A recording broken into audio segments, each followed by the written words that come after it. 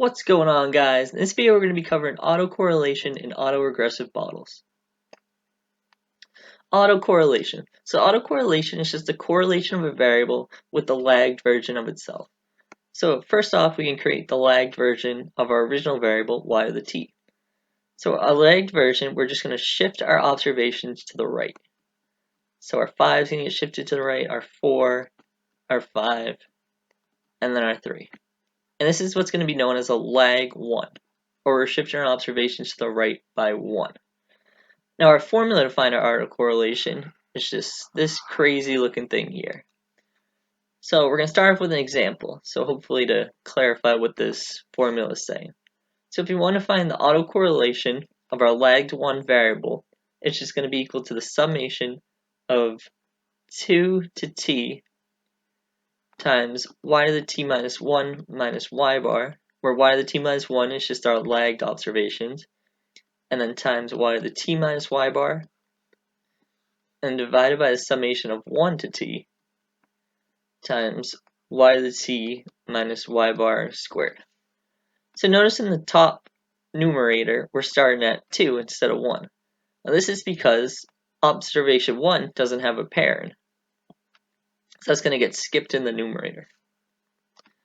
So in order to solve this, first we have to solve for our y bar, which is going to be equal to the mean of our yt, or 5 plus 4 plus 5 plus 3 plus 4 over 5.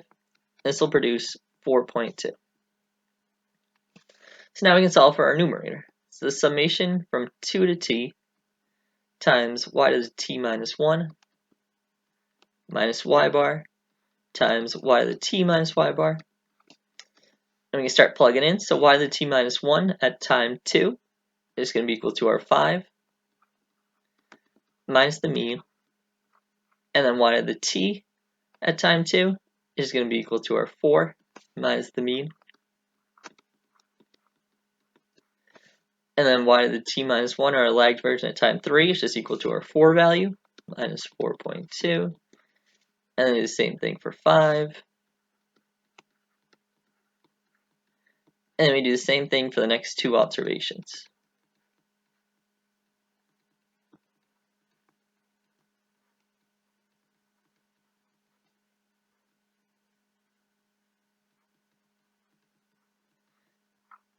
And this will produce a value of negative 1.04. And then we do the same thing for our denominator now. So our denominator is going to be y times t minus y bar.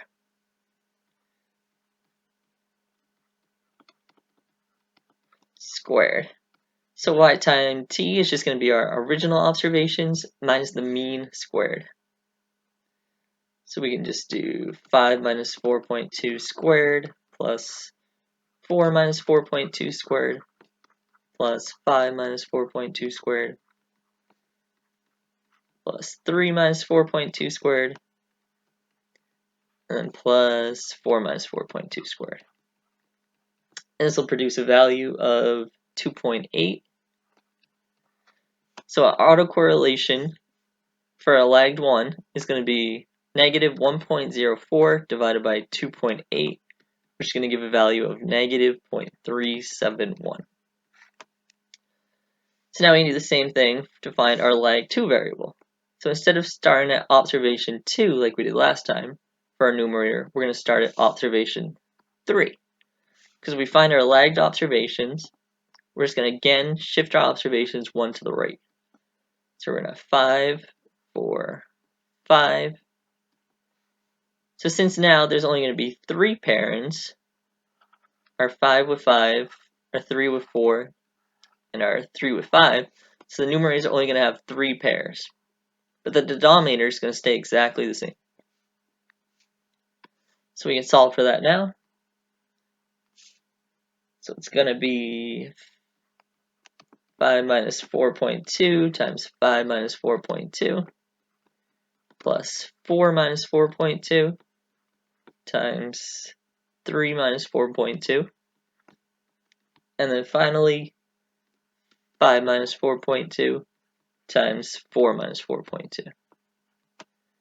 And this is going to be over the same denominator. It's going to stay the same, 2.8. and this will produce a value of 0.257. It's going to be our autocorrelation for lag 2. And the negative 3.71 was our autocorrelation for lag 1. So now we can test if our autocorrelation is statistically significant. So let's use our lag 1 autocorrelation. So lag 1 autocorrelation was negative 0.371. So the standard error for our autocorrelation is just going to be equal to 1 over the square root of t, which is the number of observations. So in this case, we had 5 observations. But generally, you're working with a lot more than 5 observations when you're trying to work with autocorrelation. So let's say we instead had 100 observations, and we found our autocorrelation to be negative 3.71. Then our standard error would simply be 1 over the square root of 100, which is equal to 0.1. And then if we want to find our t-test, we would simply do, just like we were estimating a coefficient, we do our negative 3.71 minus 0 over our standard error, which was 0.1, and so make a t-statistic of negative 3.71. Okay, so for autocorrelation, our null hypothesis is going to be that our rho at time 1, and rho is just the population estimate of our autocorrelation. So just like we have, you can use like low beta for our sample and capital beta for our population. You can use rho for our population autocorrelation and R1 for our sample autocorrelation. So the null hypothesis is going to be that our rho 1 is equal to 0, which means there's evidence of white noise, or there's no autocorrelation. And then our alternative hypothesis is going to be that our rho 1 is not equal to 0, which would be evidence against white noise, because there is an autocorrelation factor.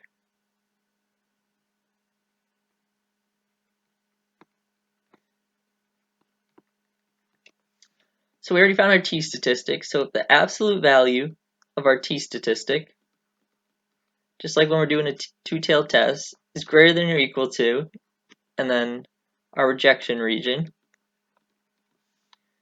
then we reject our null hypothesis. So let's say we're using 95% confidence, so our alpha value is going to be 0.025, and then we had 100 observations, so we can just use infinity as an estimate, so we get 1.96. So since the absolute value of negative 3.71 is greater than our 1.96 value, we can reject our null hypothesis. So this would be evidence against using a white noise model.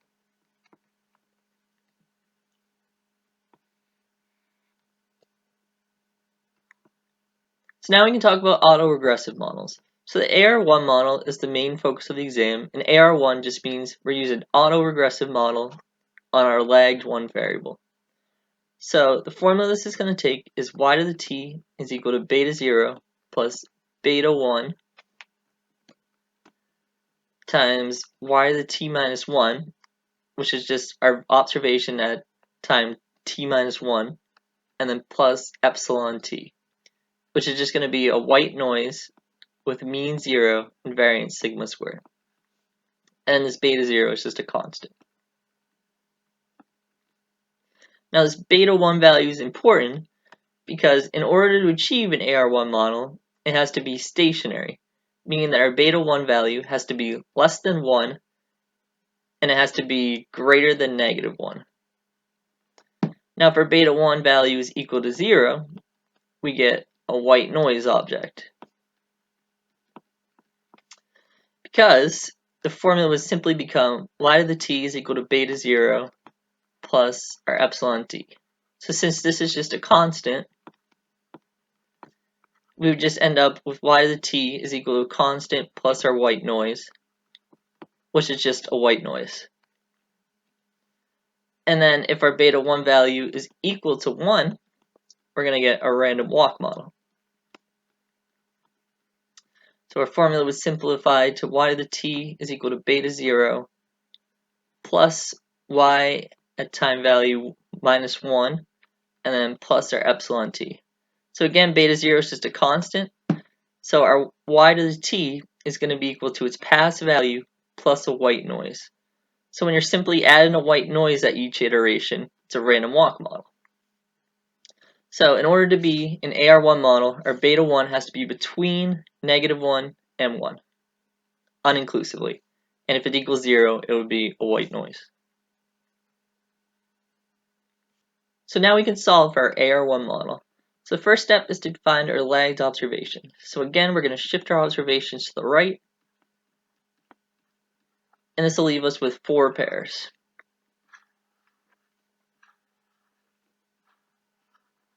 So the formula for our AR1 model is just y to the t is equal to beta 0 plus beta 1 times the value t minus 1 plus our epsilon t. So in order to find our beta 1 coefficient, it's going to be equal to the summation of 2 to t times y to the t minus 1 minus y bar minus. It says y bar, the minus, is just the mean of our lagged variable. And then y to the t minus the mean of our original variable. And then divided by the summation from 2 to t of our y to the t minus 1 minus the mean of our lagged variable squared. Now if you notice, this formula looks almost exactly like our simple linear regression equation to find beta 1. And if instead we were to reorder our data, so we're going to have y to the t, and we're going to have values 4, 5, 3, and 4. And then for our lagged variable, we're going to have values 5, 4, 5, and 3. So if instead we were to treat these variables just like we would in simple linear regression, where instead of y to the t minus 1, we just say this is our predictor, and y to the t, we say this is our dependent variable, then now we can solve this exactly like we would a simple linear regression equation.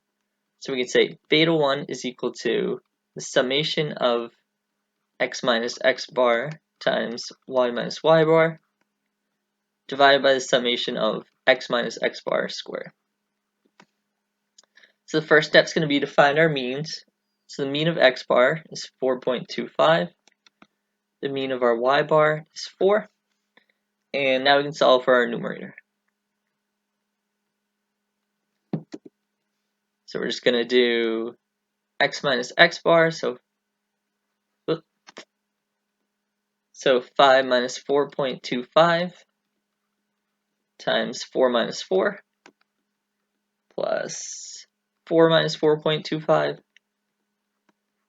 times 5 minus 4 plus 5 minus 4.25 times 3 minus 4. And then finally our last observations, which is 3 minus 4.25 times 4 minus 4. And the denominator will be solved the exact same way it would in simple linear regression. So we're just going to do the summation of our x minus x bar squared. So 5 minus 4.25 squared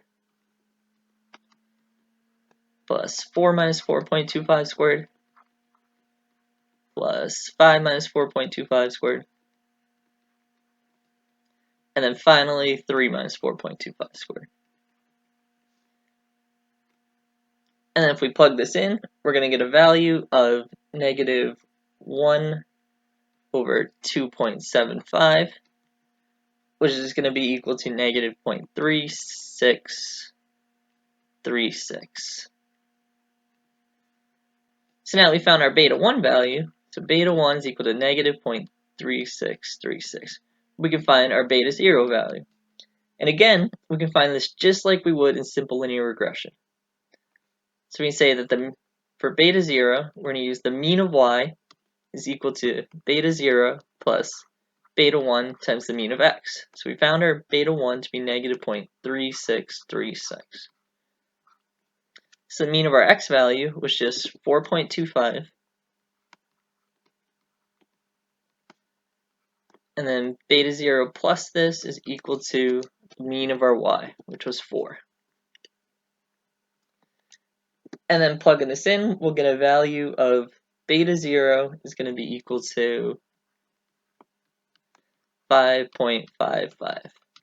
So our final equation is going to be y at time t is equal to 5.55 plus or minus, I should say,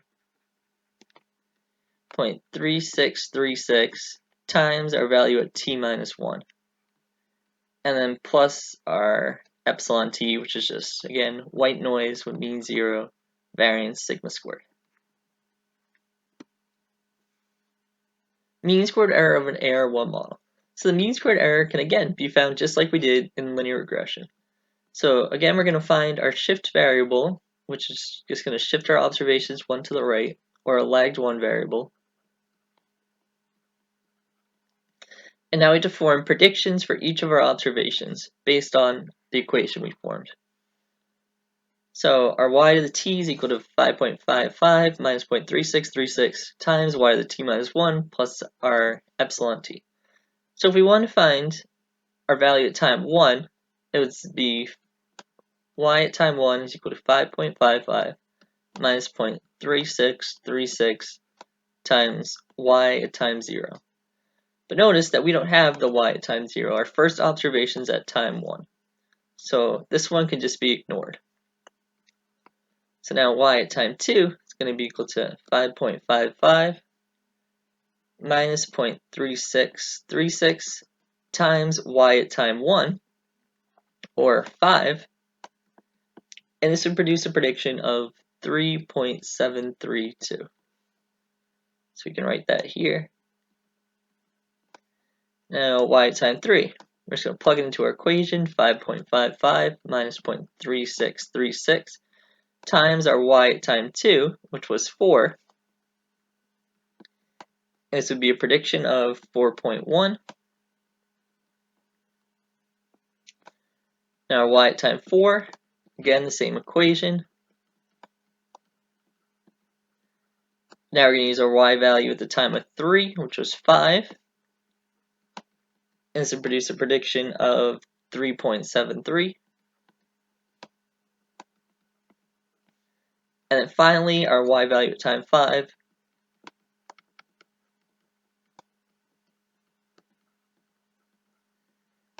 And then times the value at time 4, which was 3. And we will get 4.46. So now we have our predictions, and we have our original observations.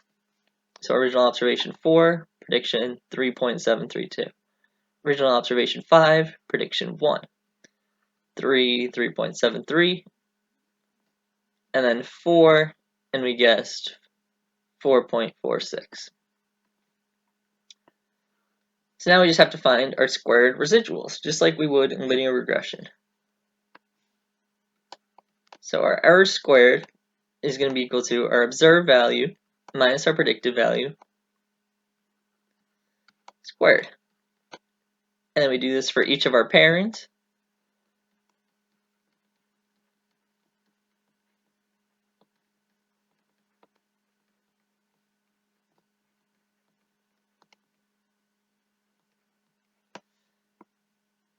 And then the denominator, remember, was just n minus 2, because we were using two parameters, beta 0 and beta 1. Now the n is going to be equal to the number of parents we have. So since on top we're going to have 4 groups, our n is going to be equal to 4, and then minus our 2 for our parameter estimates, beta 0 and beta 1. So we end up with 2 degrees of freedom. So the mean squared error this is going to produce is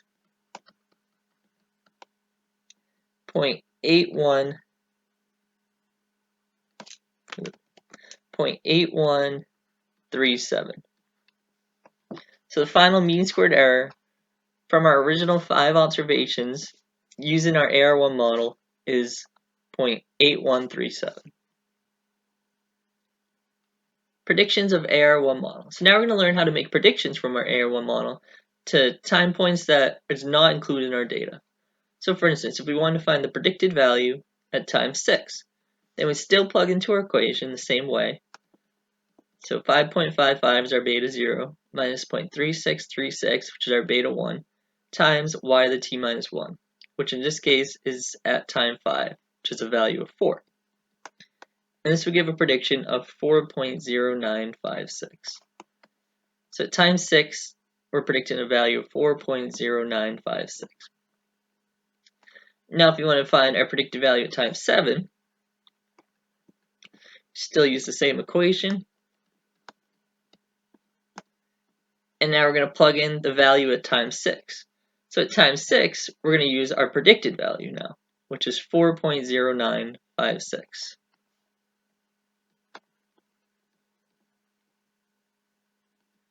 And this would give a prediction at time 7 of 4.061. So in order to continue with our predictions, essentially we're just going to solve them iteratively, where we're just going to use one prediction at a time. So we find the value at time 6, and then we use that value to predict the time at 7. And then we find the prediction at time 7, and we use that to predict 8. And then at time 8, we use that to predict 9, and so on, so on, so on.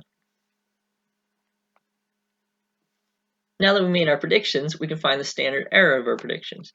The standard error of our predicted values is going to be equal to s times the square root of 1 plus beta 1 squared plus beta 1 to the 4th, and then so on, so on, so on. So this s term is going to be equal to the square root of our mean squared error, which we found to be 0.8137. So the square root of 0.8137.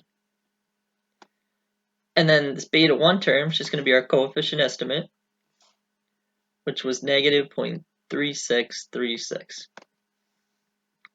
So if we want to find the predicted value, or the standard error of our predicted value at time 6, so since this is one interval away from our last recorded observation, so 5 to 6, one interval, we're only going to include one term in this square root value here.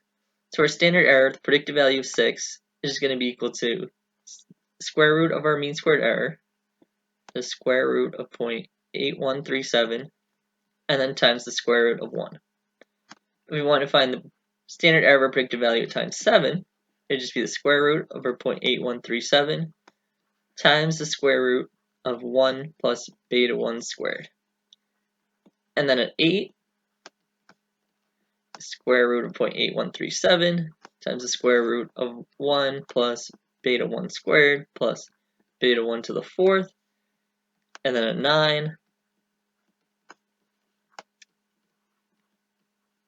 we would end up with 4 terms. So 1 plus our beta 1 squared plus beta 1 to the 4th plus beta 1 to the 6th. So each interval you get away from your last recorded observations, so this one's going 5 to 6, 5 to 7, 5 to 8, 5 to 9, you're going to end up with one extra term. So this is 1, so we're going to end up with 2 terms in this one, 1 plus beta 1 squared. And then 3 terms, where each one you're adding an extra beta 1 with an extra times 2 exponent. So it's 4 intervals away, you're going to end up with 4 terms. And then you could essentially do this indefinitely, just like you could your predictions. So let's solve for our standard error at predicted value of 7. So it's going to be the square root of 0.8137 times the square root of 1 plus beta 1 squared.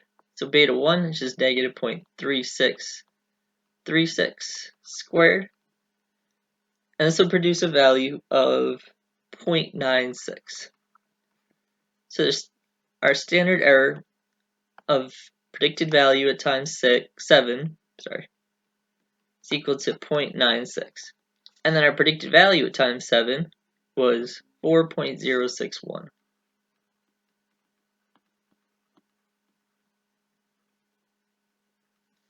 So now we have the predicted value and the standard error, we can perform our prediction interval. So for our prediction interval, it's just going to be our predicted value at time 7 plus or minus our standard error at time 7, and then times our t-score, which is just alpha over 2 df. So we already found our predicted value, 4.061, and then plus or minus our standard error, 0.96. And let's say we're using 95% confidence.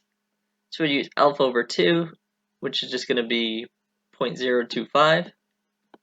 And then for our df, so use whatever degrees of freedom you use to find your standard error. So for our standard error, it was just our mean squared error. So the degrees of freedom we used is 4 minus 2. So 4 minus 2 is just 2. So now we can find that in our cheat table. It's 0.0252, and we get 4.3027. So now if we solve for this, we'll get a prediction interval of negative 0.07 to 8.19. So at times 7, we're going to be 95% confident our value is going to fall within this interval.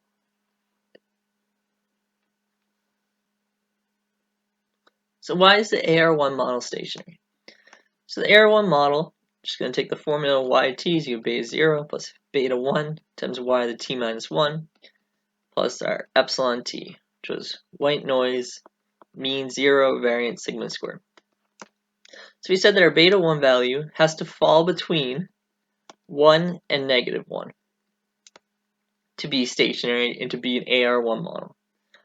So if we were to solve for our expected value of y at time t, it would just be equal to our beta 0 value plus beta 1 times y to the t minus 1.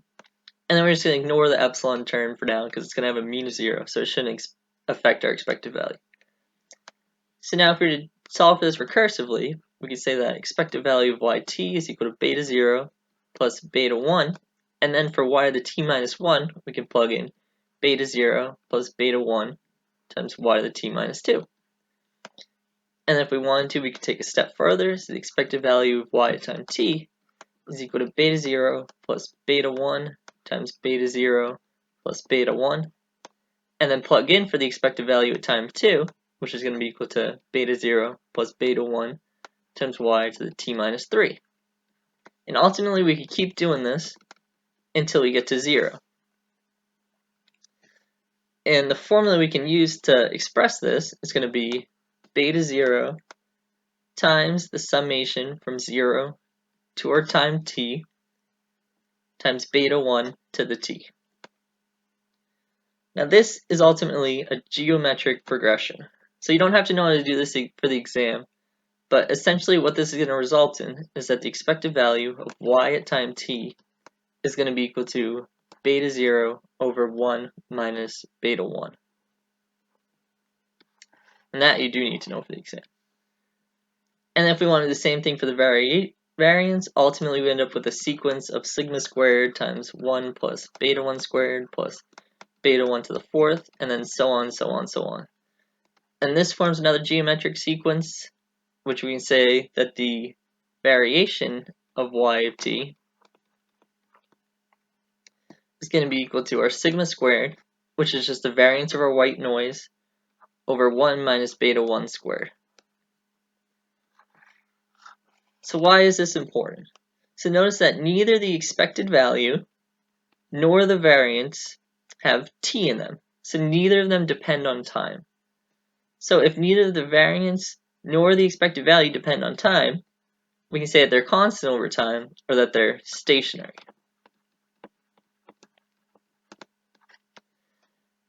Now notice in the denominator here we have 1 minus beta 1. So if our beta 1 value was equal to 1, then ultimately we wouldn't be able to have an expected value, or it would pretty much explode. So this is the reason why we can't have our beta 1 value equal to 1. And instead, it's going to form a random walk model. And I mean the same thing for the variance. Our beta 1 value cannot equal 1.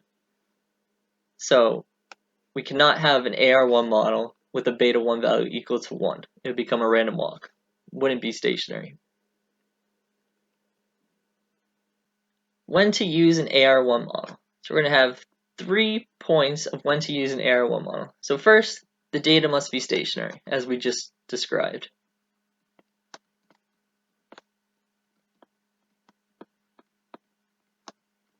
So you can check this either analytically, like we just did, or we can use control charts.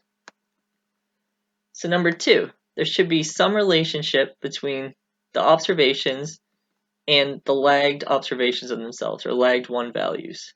So we found that in autocorrelation. Or instead of using autocorrelation, you could use something like a scatter plot. where ultimately you would have the lagged values on the x-axis, or y to the t minus 1, and then the regular observations on the y-axis, and it forms some type of linear relationship, then you can say that it has positive autocorrelation. And the final thing for when to use an AR1 model is there should be some kind of relationship between the autocorrelation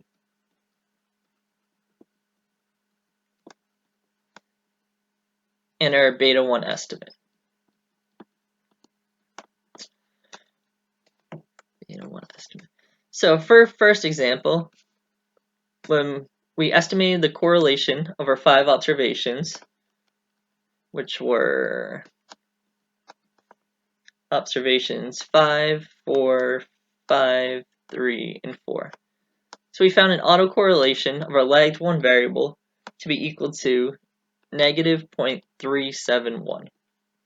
And now when we estimated our beta 1 coefficient using these same observations, we got beta 1 is equal to negative 0.3636. Well, it turns out if we were to make a geometric sequence of our beta 1 coefficients, so if we did negative 0.3636, and then we did negative 0.3636 squared, and negative 0.3636 to the third, these numbers should be about equal to our autocorrelation values for those lags. So this should be about equal to our autocorrelation lag of 1, which we found to be negative 0.371. And then for our autocorrelation lag value of 2, it wasn't that close, but we didn't use a lot of observations. If we used more observations, these values should be a lot closer. So then this should be equal to about the lag value of time 3, and then negative 0.3636 to the fourth should be equal to about our lag value of 4, and then so on, so on, so on. So using this fact, we can estimate our beta 1 coefficient using our autocorrelation of lag 1, or negative 0.371. And then we can estimate our beta 0 value by using the equation y bar is equal to beta 0 plus beta 1 times y bar, where beta 1 is our estimated autocorrelation of lag 1. Now the reason we're using y bar and y bar is that when we solved it as if it was a simple linear regression equation, we said y is equal to beta 0 plus beta 1 times x bar. So this y was essentially the mean of our original variable, and then our x bar was the mean of our lagged variable. So as we add more observations, you notice the only difference we're going to have between our regular value and our lagged variable is going to be this one observation. So over time, these values are going to be very close to each other. So essentially, they're just going to approach each other, so we're just going to use the same value for both terms.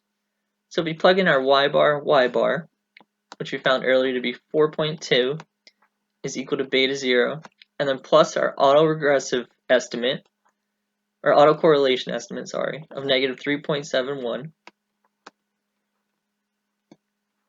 times our y bar again, 4.2, we can get an estimated coefficient of our beta 0 value equal to 5.7582. So by using autocorrelation of our lagged 1, we can find that beta 0 is equal to 5.7582, and beta 1 is equal to negative 0.371. So that wraps up this section. It was definitely a long one. I'll see you guys next time for moving averages. Thanks.